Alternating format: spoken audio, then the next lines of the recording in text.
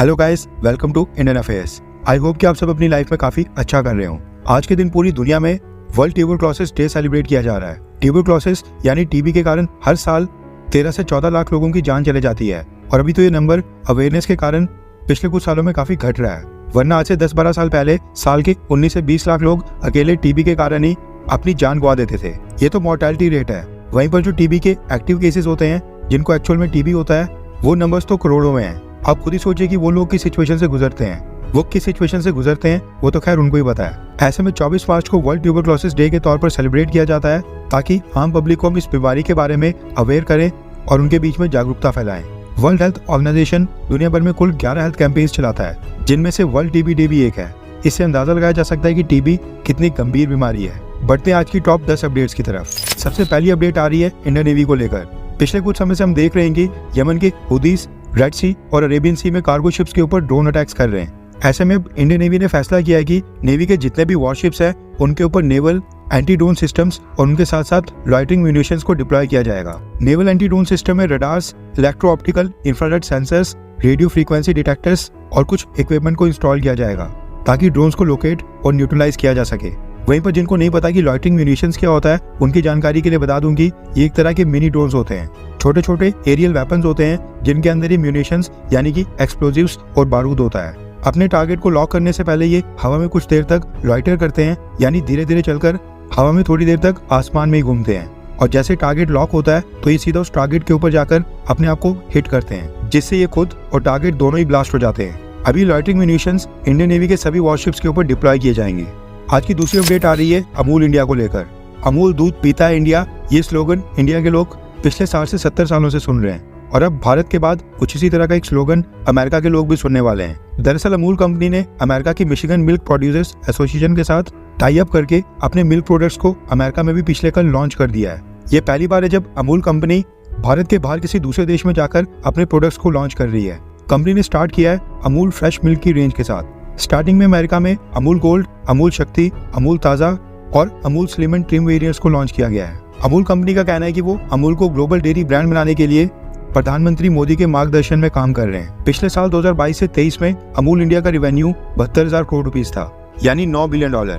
वैसे अमूल के अमेरिका में सक्सेसफुल होने के चांसेस इसलिए भी काफी ज्यादा है क्योंकि अमेरिका में इंडियन ओरिजिन के 40 लाख से भी ज्यादा लोग रहते हैं और अगर इंडियन स्टूडेंट्स को भी जोड़ दें तो ये आंकड़ा 60 से 70 लाख को क्रॉस करता है। अगर इंडियन ओरिजिन के ये लोग ही अमेरिका में अमूल मिल्क कंज्यूम करें तो कंपनी को यूएस मार्केट को एक्वायर करने में काफी आसानी होगी। आज की तीसरी अपडेट आ रही है भारत की एक और defence startup company Garuda aerospace से। ये कंपनी ड्रोन्स में डील करती है और अब इस कंपनी ने बॉर्डर पेट्रोलिंग और सर्विलांस के लिए एक बहुत ही हाईटेक ड्रोन को लॉन्च किया है जिसका नाम रखा गया त्रिशूल।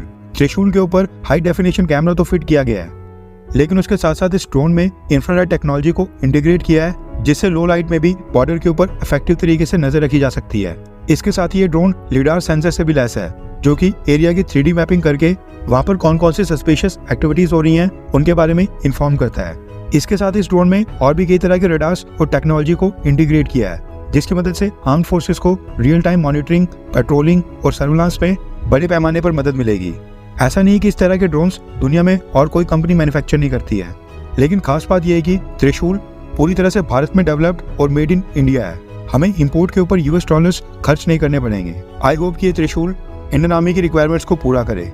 आज की चौथी सबसे बड़ी अपडेट आ रही है इंडिया और अमेरिका को लेकर। एक रिपोर्ट के मुताबिक भारत अमेरिका का सबसे बड़ा मिलिट्री ट्रेनिंग पार्टनर बन गया है। भारत और अमेरिका की मिलिट्री आपस में 4 बायलैटरल एक्सरसाइजेस करती हैं जिनका नाम है युद्ध अभ्यास, वज्र प्रहार, कोप इंडिया और टाइगर ट्रियम्फ। ये 4 तो बायलैटरल एक्सरसाइजेस हैं।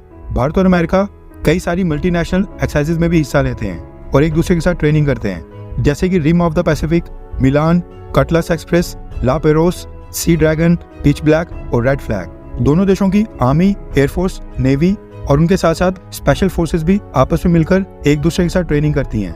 और भारत एक लौता नॉन नेटो देश है जिसके साथ अमेरिका इतनी ज्यादा मिलिट्री एक्सरसाइजेस करता है। इनमें से सारी एक्सरसाइजेस पिछले 20-22 सालों में ही स्टार्ट हुई हैं। उससे पहले अमेरिका अपना दांव पाकिस्तान के ऊपर लगा रहा था।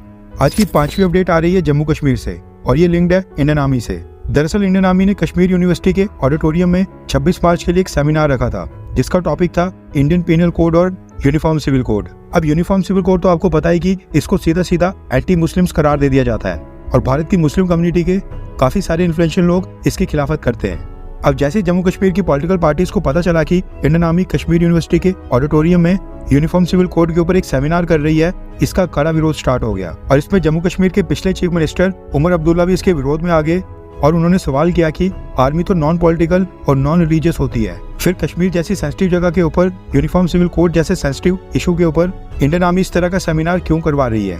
काफी ज्यादा विरोध प्रदर्शन देखने के बाद अब इंडियन आर्मी ने इस सेमिनार को कैंसिल कर दिया है। वैसे आप क्या सोचते हैं कि क्या आर्मी को यूनिफॉर्म सिविल कोड जैसे कंट्रोवर्शियल मुद्दे के ऊपर सेमिनार करना चाहिए था, हाँ या फिर ना? नीचे कमेंट करके अपनी राय बताएं। आज की छठी अपडेट आ रही है इंडियन नेवी को लेकर। इंडियन नेवी ने पिछले कल जानकारी दी है कि रिसेंटली उन्होंने 13 अटैक इंसिडेंट्स के रिस्पांस में नेवल ऑपरेशंस किए हैं, जिनमें कुल 110 लोगों को रेस्क्यू किया गया है। इनमें से 45 इंडियंस थे जबकि 65 इंटरनेशनल सिटीजन थे। उन 65 में से 30 ईरान से थे, 27 पाकिस्तान से, यानी 87% अकेले इन दोनों देशों से थे। पता नहीं इनकी खुद की नेवी क्या करती है। इसके अलावा इंडियन नेवी ने यह भी बताया कि MV रियोन कार्गो शिप्स के ऊपर जो 35 सोमाली पायरेट्स अरेस्ट किए गए थे वो उन्होंने पिछले कल मुंबई पुलिस को सौंप दिए हैं और अब मुंबई पुलिस उनके ऊपर क्रिमिनल कार्रवाई करेगी। आज की 7वीं अपडेट आ रही है पाकिस्तान से। यहाँ पर इंडियन नेवी पाकिस्तान नेशनल्स को सोमाली पायरेट से बचा रही है। वहाँ पर पाकिस्तान के नए प्रेसिडेंट भारत को थैंक्स बोलने की बजाय कश्मीर के ऊपर भारत को धमकी दे रहे हैं। दरअसल पिछले कल पाकिस्तान के प्रेसिडेंट आसिफ अली जरदारी ने कश्मीर मुद्दे को उठाते हुए कहा कि इस पूरे रीजन में जो भी इंस्टेबिलिटी है वो भारत ने जो इलीगल तरीके से जम्मू कश्मीर को कब्जा रखा है उसके कारण है। भारत की सरकार कश्मीर के निहत्थे, बेकसूर और मासूम लोगों के ऊपर ब्रूटल ह्यूमन राइट वायलेशंस कर रही है। और उन्होंने कहा कि मैं कश्मीर के लोगों को बताना चाहता हूं कि इस स्ट्रगल में पाकिस्तान हमेशा ही उनके साथ खड़ा रहेगा। यहाँ पर कश्मीर के लोग डल लेक के किनारे फार्मूला कार्स की रेसिंग को एंजॉय कर रहे हैं और वहाँ पर पाकिस्तानी प्रेसिडेंट अभी भी अपनी कौम को कश्मीर का चूरन बेच रहे हैं। कभी कभी तो ऐसा लगता है कि भारत को इनको मेडिसिन भी एक्सपोर्ट नहीं करनी चाहिए, तब इनकी सरकार सुधरेगी। आज की 8वीं अपडेट आ रही है रशिया में जो कॉन्सर्ट हॉल के ऊपर हमला हुआ था उसको लेकर। दरअसल इस हमले में मारे जाने वाले लोगों की संख्या 150 के पार चली गई है और 100 से ज्यादा लोग अभी भी गंभीर रूप से घायल हैं, जिसका मतलब है कि मारे जाने वाले लोगों की संख्या और भी बढ़ सकती है। व्लादिमीर पुतिन ने एक स्टेटमेंट जारी करके अपने देश को संबोधित किया, जिसमें उन्होंने कहा कि वो इस हमले का प्रॉपर तरीके से बदला लेंगे और जो भी कसूरवार है उनको कभी नहीं छोड़ेंगे। फिलहाल रशिया से खबर आ रही है कि इस मामले में रशियन अथॉरिटीज ने 11 लोगों को अरेस्ट कर लिया है। आज की 9th अपडेट भी इसी हमले से संबंधित है। भारत के प्रधानमंत्री मोदी जी ने इस हमले की निंदा की है और रशिया के लोगों के साथ खड़े होने की बात बोली है। साथ में भारत की कांग्रेस पार्टी ने भी रशियन अटैक्स के ऊपर स्टेटमेंट जारी की है और कांग्रेस पार्टी के प्रेसिडेंट मल्लिकार्जुन खड़गे ने भी स्टेटमेंट जारी की है, जिसमें उन्होंने कहा है कि भारत की कांग्रेस पार्टी रशिया के साथ खड़ी है। इसके साथ उन्होंने ये भी कहा है कि आतंकवाद मानवता और शांति के लिए सबसे बड़ा खतरा है। साथ में भारत के कई सारे लोग ट्विटर और सोशल मीडिया के ऊपर रशिया को खुलकर सपोर्ट कर रहे हैं, क्योंकि हमला कहीं ना कहीं 26/11 मुंबई हमले जैसा है। यानी रशिया जो आज की डेट में झेल रहा है वो हम 16-17 साल पहले महसूस कर चुके हैं। आज की 10वीं अपडेट आ रही है अमेरिका से।